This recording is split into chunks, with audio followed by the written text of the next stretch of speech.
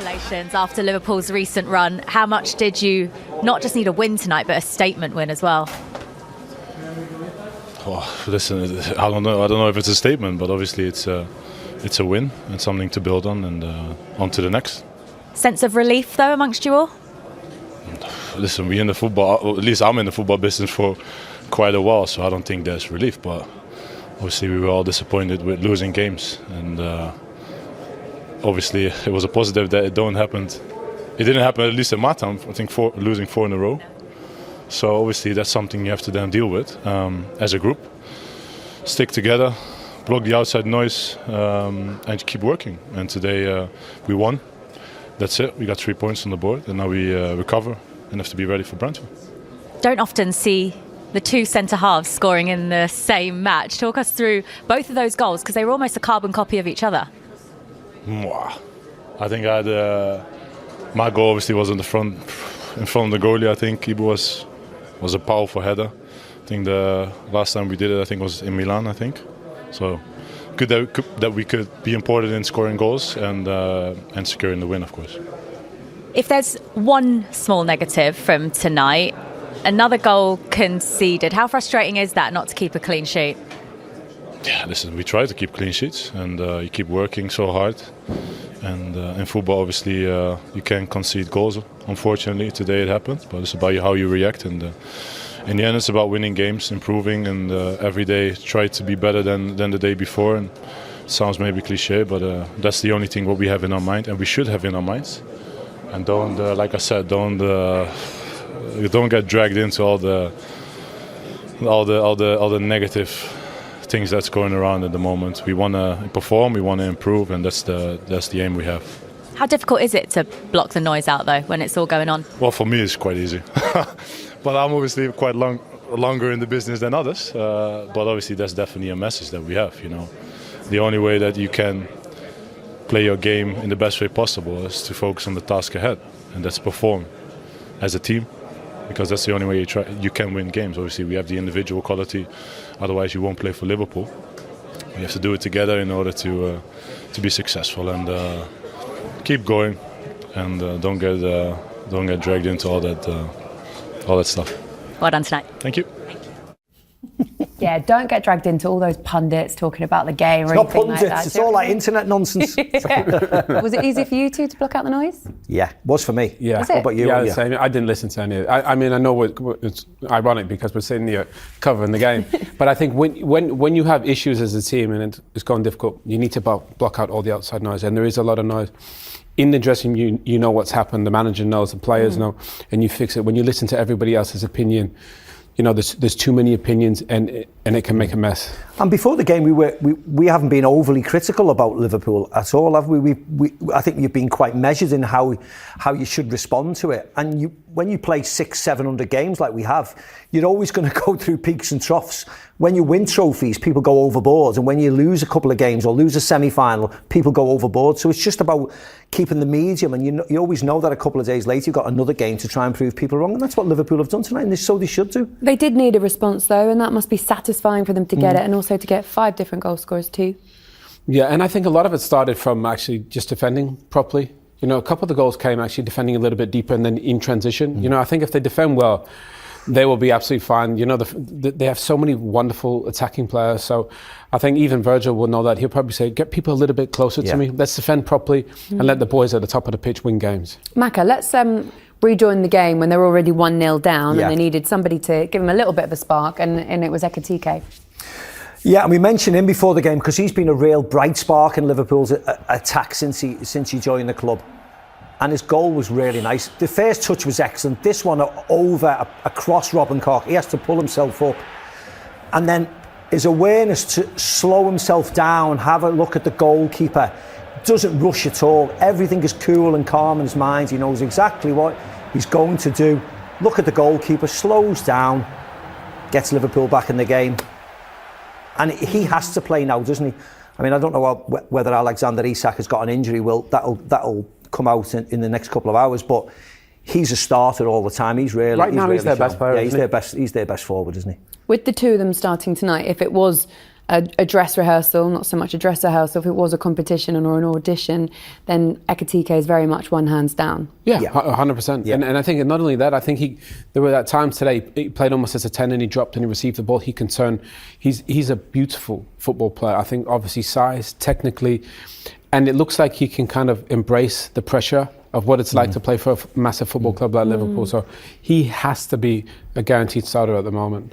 So what now for Isak? It's very, very early days still, and there are so many games. Will it do anything to his confidence of coming off at half-time and this tonight? It will if it's just a sheer choice. You're not playing well enough and get off, but I'd be very surprised if it's not an injury or some sort of precaution, because to bring somebody off after 45 minutes when you're 3-1 up, when he wants to play more minutes to get his fitness levels to such an extent, I'd be very surprised if it wasn't something else. And if it is something else, then Arne Slot has got an easy decision to make now against Brentford, because you really play Gakpo, Ekitike and Mo Salah, because Isak's struggling and Chiesa probably needs more minutes, so it may spare him a chance of dropping one of the four forwards. But again, we'll wait and see when we finally get to know what's wrong with Alexander Isak. Okay, well, we're going to get some reaction with the other striker. Ekitike is now speaking with Jules Breach. Let's go over to Hugo and her now.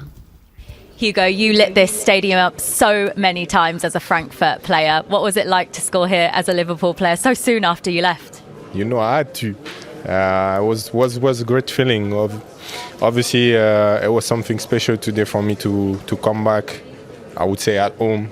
I know everybody's here, so it was a special game for me. And obviously, win, that was important, and score my first goal also in Champions League. I'm really happy. When you're one-on-one like that with only the keeper to beat, talk us through what you're thinking. I just keep it cool, calm. I do what I can do. I knew he will come and he will open the legs, so I tried just to put between the legs, and that worked. So yeah, that was good. You didn't celebrate. How much do you owe it to this club for the player that you are today? I have so much respect for them. They made the player I am right now. I wouldn't be here if I didn't came to Frankfurt. I just can be respectful and grateful for what they gave to me, and I will keep what I learned there and the value they gave me with me all the time in the future. It was your first time starting a game with Alexander Isak. How did you find it? I think that was good. Obviously, it was not the best half time together. But I think we can improve together. It's a very good player. And I know in time we need to work together and find a good association. And I think the links will come and then it will work.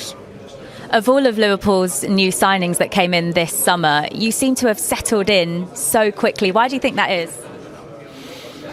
I think because obviously in my brain I feel good at first. I have very good teammates. Good staff. I love my life there. So I said a word, and I just hope I'm going to keep going because it's consistency in football. But yeah, I feel really good, and yeah, they just helped me a lot. So I think that's why I'm calm and I'm just doing my thing. Well played. Thank you. He's got quite a brilliant attitude, really, hasn't he? Very calm, very chilled. Here's his touch map. What did you make of his performance overall? Didn't have to do much to defend him, did he, Maka? No. The thing is, he is everywhere, and I think normally you think about, a Targum and a Gyökeres or those types, Haaland. This guy is a pure player. He's a beautiful football player. This is ridiculous, by the way. The pace that he has, and not only that, this second one, this touch I think is amazing. And then the composure. He said he knew the goalkeeper would open his legs. I didn't know that. He didn't even know him. He just signed this summer. Yeah, he's probably just said that in his interview, I think, mate. No, that's all it was. Oh yeah, but it was nice and calm, wasn't he? Goalkeeper comes flying out.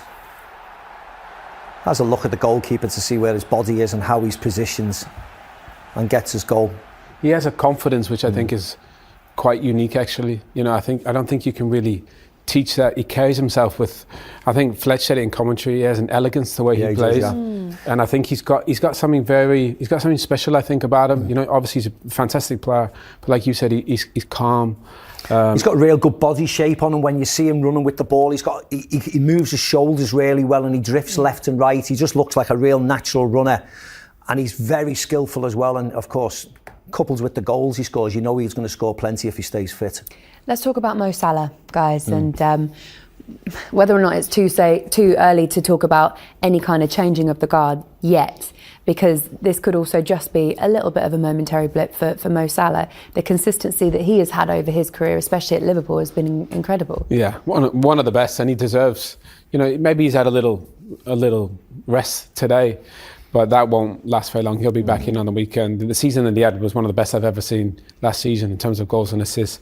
And he's still scored a couple in the Premier League already this season. Not like he hasn't scored at all. And he could have had a couple even against Manchester United. So I think to make him a little bit angry or maybe push him is not a terrible thing. And they have options now to rotate in case somebody has a drive. Change now to what it was at the start of the show, not in the studio, but perhaps online. Has everyone calm down? Well, listen, I mean, Florian Wirtz got an assist, didn't he, tonight? Before anybody starts saying that second You're one, not having the second that one. second one is not an assist. It was a simple pass to Szoboszlai. That was an assist. But his first one was an assist, so that gets his confidence levels up. And then people stop talking about that. So loads of tick boxes tonight for Liverpool and a lot of the players. Yeah. All right, guys. Look, we're going to see more of the Liverpool goals after the break. And Arne Slot will